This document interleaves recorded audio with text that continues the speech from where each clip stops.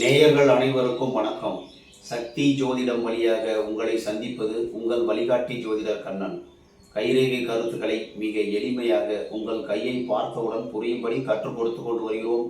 பாருங்கள், பார்த்து பயன்பெறுங்கள். புதுசாக நம்ம சேனலை பார்க்குறவங்க சப்ஸ்கிரைப் பண்ணிக்கும், உங்கள் ஃப்ரெண்டுகளுக்கும் ஷேர் பண்ணி பயன்பெறுங்கள் என்று கூறி இன்றைய தலைப்பு என்னவென்றால், இன்னைக்கு நேற்று முன்னுரை ஜோதிடம் கைரேகை இதை பற்றி முன்னுரையை நேற்று பார்த்தோம். இன்னைக்கு கையில் காணும் மேடுகளும் பலன்களும் குருமேடு சிறப்பு விளக்கம்.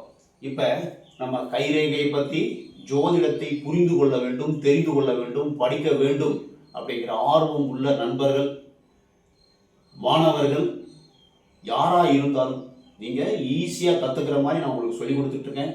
பாருங்கள், உங்களுக்கு புரியலன்னா சின்ன ஒரு நோட்டு எடுத்து அதில் குறிப்பெடுக்குங்க. இன்னையிலிருந்து முதல் பாடம் ஆரம்பம். நம்பர் 1. இன்னைக்கு 1வது பாடம். சரிங்களா? இதே மாதிரி இப்போ மேடுகளை பொதுவாக சொல்லிட்டு இன்னைக்கு குருமேடு, அதுக்கப்புறம் ஒவ்வொரு மேடாக சொல்ல போகிறோம். 9 மேட்டை சொல்லிட்டு அதுக்கப்புறம் ரேகைகள் ஒன்றா சொல்லி அதுக்கப்புறம் சிறப்பான இந்த பகுதி சிறப்பு பகுதி. நிறைய பாடம் போட்டிருக்கேன், இருந்தாலும் இது சிறப்பு விளக்கம். சரிங்களா? இன்னையிலேருந்து நீங்கள் பார்த்தீங்கன்னா உங்களுக்கு நோட்ஸ் எடுத்துங்க. தெரியாத புதுசாக பார்க்குறவங்க நோட்ஸ் எடுத்துக்கிட்டு பார்த்தீங்கன்னா உங்களுக்கு புரியும். நான் நடத்தக்கூடிய பாடத்தில் உங்களுக்கு சந்தேகம் இருந்தால் என்னுடைய ஃபோன் நம்பர் அதில் கொடுத்துருக்கேன். சந்தேகம் இருந்தால் கேட்கலாம். சரிங்களா?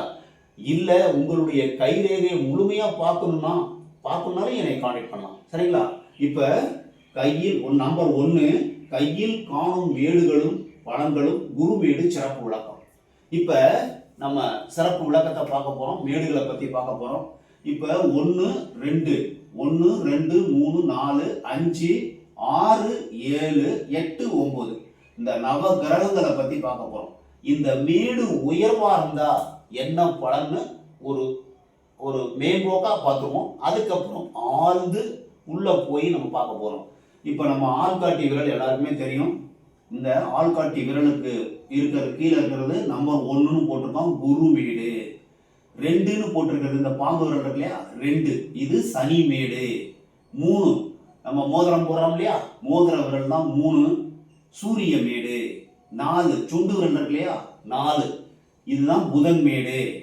அதுக்கப்புறம் 5 இந்த குருமேட்டுக்கு கீழே, இந்த சுக்கிரமேட்டுக்கு மேலே, இதுவும் 5 இந்த புதன் மேட்டுக்கு கீழே, இந்த சந்திரமேட்டுக்கு மேலே, இதுவும் 5 தான். இது எல்லாமே 5. அதான் செவ்வாய் பெருசு, செவ்வாய் மேடு இது. அதுக்கப்புறம் 6 சந்திரமேடு, 7 சுக்கிரமேடு, 8 ராகு மேடு, 9 கேது மேடு. சரிங்களா? நவ கிரகங்களை இப்போ நம்ம கரெக்டாக ஒரு 4 வார்த்தை அப்படி சொல்ல போகிறோம். அதை பார்த்துங்க. உங்களுக்கு தெரியலன்னா அப்படி குறிப்பெடுத்துங்க. புதுசாக படிக்கணும்னு நினைக்கிறவங்க திரும்ப அதை பார்த்து நோட்ஸ் எடுத்துட்டு படிச்சீங்கன்னா ரொம்ப ஈஸியாக, ரொம்ப எளிமையாக நீங்கள் உங்கள் கையை பார்த்தே நீங்கள் ஜோதிடத்தை தெரிந்து கொள்ள முடியும். ஒரு வாய்ப்பு உங்களுக்கு பயன்படுத்திங்க. இப்போ நம்ம குருமேடுனாவே நல்லா புரிஞ்சுங்க. குருனா உபதேசம், அது ஞாபகத்துக்கு வந்துடணும். குரு உபதேசம், ஆசிரியர், தலைமை பண்பு, தலைமை பதவி. இப்போ தலைமைக்கு இருக்கிறவங்களுக்கு உபதேசம் பண்ணுவாங்க. அரசருக்கு குரு உபதேசம் பண்ணக்கூடியவர். அரசர் மாதிரி இருக்கக்கூடிய ஒரு பெரிய அரசாங்க அதிகாரி, இல்லை சிஎம், பிஎம் இவங்களுக்கு அறிவுரை சொல்லக்கூடிய, புத்திமதி சொல்லக்கூடிய IAS, IFS, IRS இந்த மாதிரி ஒரு பெரிய பதவியில கூட இருக்கலாம். இதுவும் உண்டு.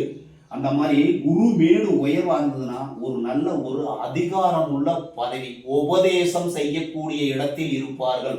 பொதுவாக குருனாவே உபதேசம் செய்யக்கூடிய இடத்தில் இருப்பார்கள். அதுக்கப்புறம் 2 சனிமேடு திருமணத்தில் விருப்பம் இருக்காது, சன்னியாசித்தனம் இருக்கும். திருமணம் செய்யாமல் சம்பாத்தியம், தனிமை, கவலை, பயம் இருக்கிறதுக்கு வாய்ப்பு இருக்கு. ரொம்ப கூடவே இருக்கும். ஆன்மீக எண்ணம் இருக்கும். நல்லா புரிஞ்சுங்க. சனி மேடுனாவே சன்னியாசி, ஆனா பொருள் சம்பாதிக்கக்கூடிய சன்னியாசி. 3வது நம்பர் 3 மோதிரம் கீழே இருக்குது சூரிய மேடு. சூரியனாவே ஒரு அரச கிரகம், அதாவது ஒரு அரசாங்க உத்தியோகம், அரசாங்க பதவி, நல்ல ஒரு வாழ்க்கையை வாழ வேண்டும் என்று, சிறப்பாக புகழோடு வாழ வேண்டும் என்று நினைக்கக்கூடியவர்களுக்கு சூரிய மேடு நல்லா இருக்கும். 4 புதன் மேடு உயர்வா இருந்தால் அவங்களுக்கு பேச்சாற்றல் நல்லா இருக்கும். பேச்சு துறையில வாழ்க்கையில முன்னுக்கு வந்துருவாங்க. பேச்சு மூலமாக வாழ்க்கையில் முன்னுக்கு வராம வியாபாரியாக இருக்கக்கூடியவர்கள். இந்த செவ்வாய் இருக்கு இல்லையா, இந்த செவ்வாய் மேடு தான் நம்மளை காப்பாற்றக்கூடிய பாதுகாப்பு துறை அதிகாரியாக, மக்களுக்கு சேவை எண்ணம் உடையவராக இருப்பார்கள். சந்திரன் 6ஆம் நம்பர் சந்திரன். சந்திரனாவே மனம், மனம்னாவே கற்பனை வந்துடணும். கற்பனை சார்ந்த துறைகளில் இன்னும் சொல்ல போனா பிரயாணம். சந்திரன்னா பிரயாணம், பிரயாணம், கற்பனை, கதை, கவிதை, கட்டுரை, கற்பனை மூலமாக கற்பனையில் வர மனதில் எழக்கூடிய எண்ணங்களை சார்ந்தது நம்ம சந்திரமேடு. அதுக்கு அடுத்தது 7 சுக்கிரமேடு.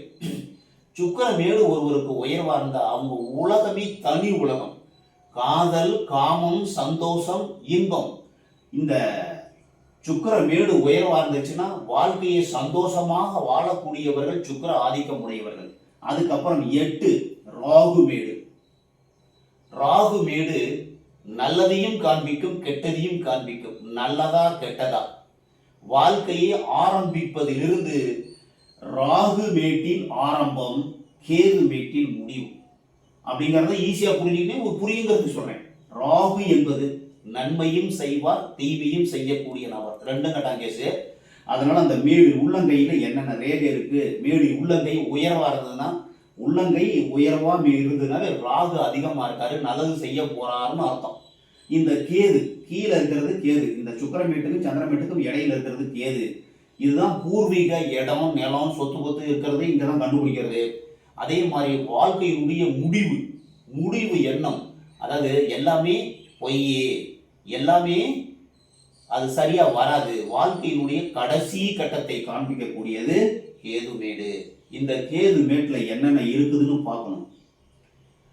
விதி ரேகை ஆரம்பம் கேதுல தான் ஆரம்பிக்குது. வாழ்க்கை கேதுல ஆரம்பிக்குது. ராகு அதை தூண்டக்கூடியது, தூண்ட பெருகக்கூடிய கிரகம் ராகு. ராகு மேடு உயர்வா இருந்தா ஆசை அதிகமா இருக்கும், நிறைய நல்லது பண்ணணும்னு நினைப்பாங்க, அதாவது நிறைய வாழ்க்கையில வாழணும்னு நினைப்பாங்க. கேது மேடு உயர்வா இருந்தா போதும்பா, அதாவது ஆன்மீக எண்ணம். கேதுனாவே ஆன்மீக எண்ணம், வாழ்க்கையின் முடிவு, உங்களுடைய முன்னோர்களினுடைய நிலையை குறிப்பிடக்கூடியது கேது மேடு. இப்ப நம்ம ஓரளவு ஹிம்சை சொல்லிட்டோம். இன்னைக்கு குருமேட்டோட சிறப்பு விளக்கம் நம்ம ஆள்காட்டி விரலுக்கு கீழே இருக்கிறது நம்பர் 1. இப்ப இன்னைக்கு குருமேட்டை பத்தி பார்க்க போறோம்.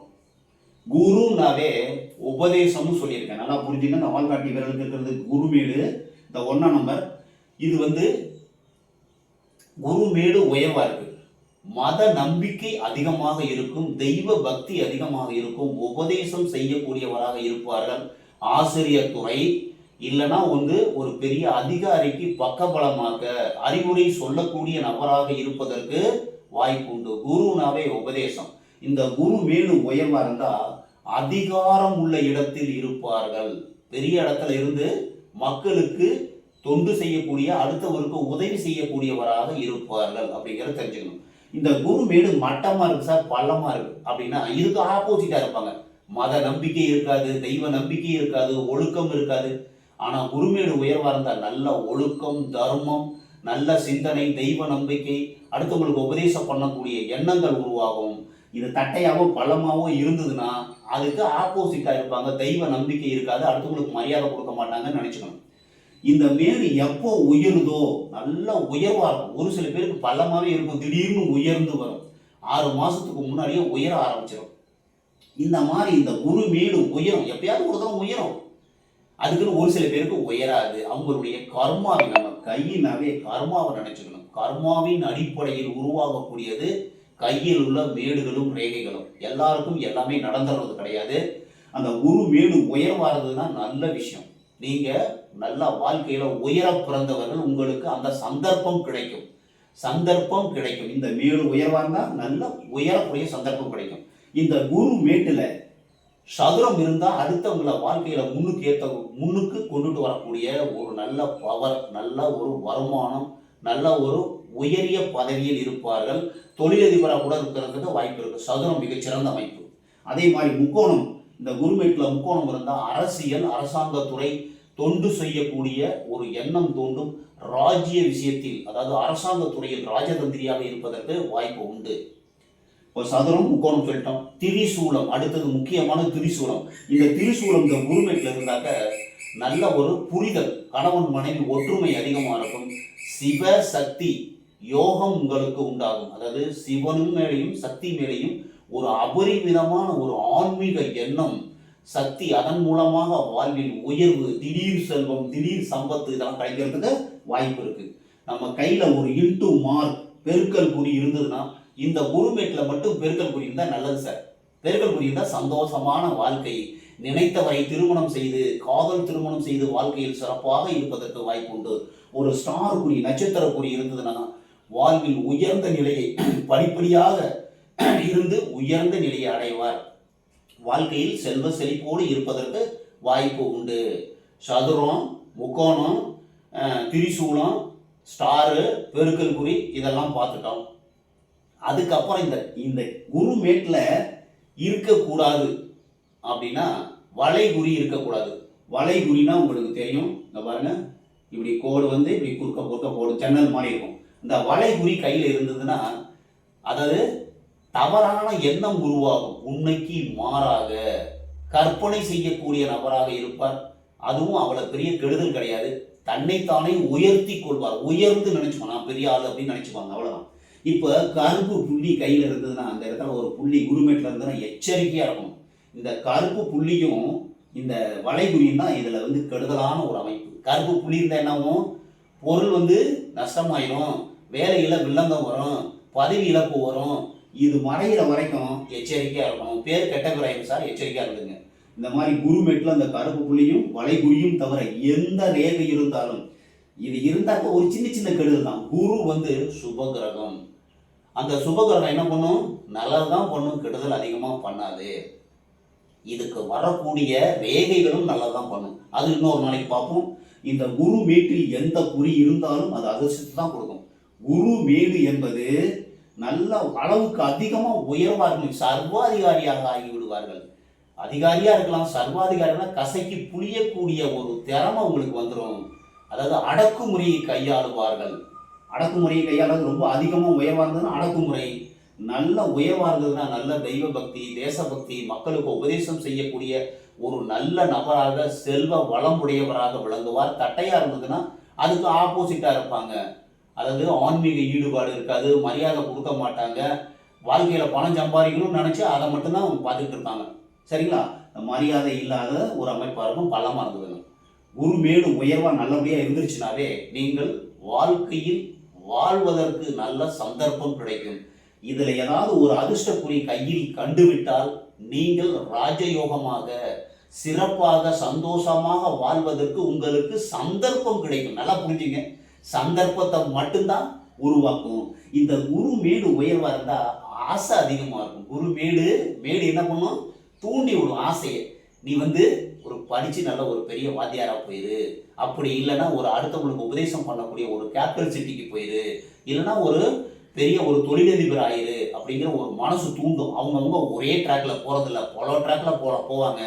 எந்த ட்ராக்ல போனாலும் உபதேசம் செய்யக்கூடிய இடத்தில் உயர்ந்த இடத்தில் இருப்பவர்களுக்கு குருமேடு நல்லா இருக்கும். நல்லா புரிஞ்சுக்கிட்டீங்களா? இப்போ உங்களுக்கு ஏதாவது டவுட்ஸ் இருந்துன்னா என் நம்பருக்கு கால் பண்ணி கேட்டுக்கலாம். இந்த பாடத்தில் இப்போ சொல்லி கொடுத்த பாடத்தில் டவுட்ஸ் இருந்தால் சரிங்களா, உங்களுடைய கையை முழுமையாக பார்க்கணுன்னாலும் என்னை கான்டாக்ட் பண்ணலாம். நம்ம கையை பற்றி இன்னிலிருந்து நம்பர் 1 இன்னைக்கு கையில் காணும் மேடுகளும் குருமேட்டு சிறப்பு பலன்களை பார்த்துருக்குறோம். ஒவ்வொரு மேடாக பார்க்க போகிறோம், ஒவ்வொரு ரேகையை பார்க்க போகிறோம், ஒரு இஞ்சா கையில் உள்ள அத்தனையும் சிறப்பு பலன்கள். இப்பொழுது சிறப்பு பலன்கள் பகுதியிலே இன்னைக்கு மேடுகளை பார்த்துட்டு குருமேட்டை பார்த்துருக்கோம். ஒவ்வொரு மேடாக பார்ப்போம், தொடர்ந்து பாருங்கள். புதுசாக பார்க்குறவங்க ஒரு நோட்ஸ் எடுத்துங்க, சப்ஸ்கிரைப் பண்ணிட்டு ஒரு நோட்ஸ் எடுத்துக்கிட்டு பார்த்தீங்கன்னா உங்கள் கையை கொண்டு மிக எளிமையாக நல்ல ஒரு விளக்கத்தை கண்டு உங்களுடைய கையை பார்த்தே நீங்கள் உங்களுடைய வாழ்க்கையுடைய எதிர்காலத்தை நீங்கள் தெரிஞ்சுக்க முடியும் என்று கூறி மற்றும் ஒரு சிறப்பான காணொளியில் உங்களை சந்திக்கும் வரை உங்கள் வழிகாட்டி ஜோதிடர் கண்ணன். வணக்கம்.